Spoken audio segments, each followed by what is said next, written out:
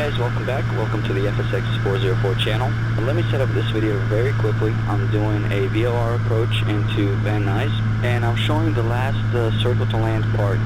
Basically, it's going to be a right base entry for runway 16 right.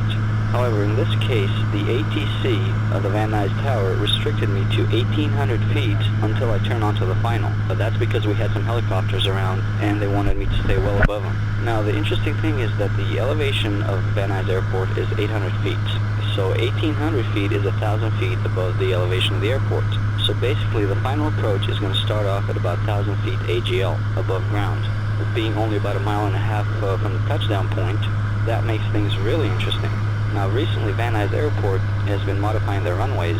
They're working on them. So they actually got rid of about 500 or 600 feet of the displaced threshold, and they've moved the runway up a few hundred feet.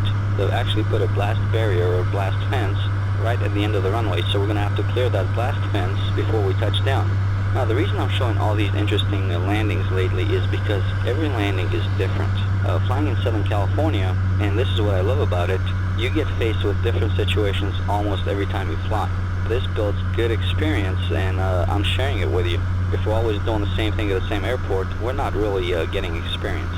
Anyway, so now as we're turning onto the final, we're at 1,800 feet, and we're going to begin our final descent down for landing, for a touchdown. Now, there's two ways to do this, and this is where you have to know your airplane, what you're flying. We can either side slip it and lose a lot of altitude really quick, but this is not always necessary, especially, like I said, if you know your airplane.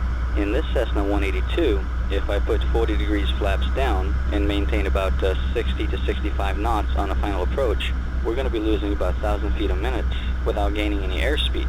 The trick is that we're coming down at 1,000 feet a minute in a 3,000-pound plane. So that means we're going to begin our flare a little bit early because we don't want to run it into the ground.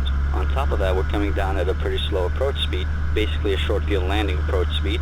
So getting the flare right is going to be very important. Ideally, during these short field landing approach speeds, we want to touch down just after we hear the stall warning. So enjoy the rest of this video. Thanks for watching, and I'll see you guys soon.